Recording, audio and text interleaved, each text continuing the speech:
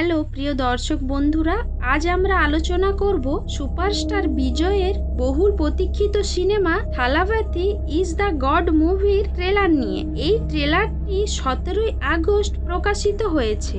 এই তামিল ভাষার pan India action ফিল্মটি পরিচালনা করেছেন ব্লকবাস্টার নির্মাতা ভেঙ্কট প্রভু এবং প্রযোজনা করেছে এজিএস এন্টারটেইনমেন্টের। সিনেমাটি ইতিমধ্যেই এক বিশাল আলোড়ন সৃষ্টি করেছে এবং বছরের অন্যতম প্রতীক্ষিত মুক্তির মধ্যে একটি হয়ে উঠেছে।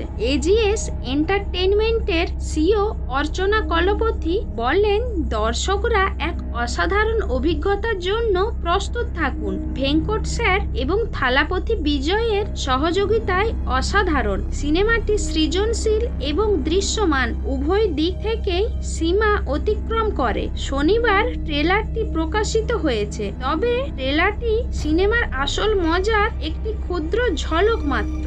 গড সিনেমায় বিজয়কে দৈত্য চরিত্রে দেখা যাবে, যা ভক্তদের একটি থ্রিলিং অভিজ্ঞতা উপহার দেবে।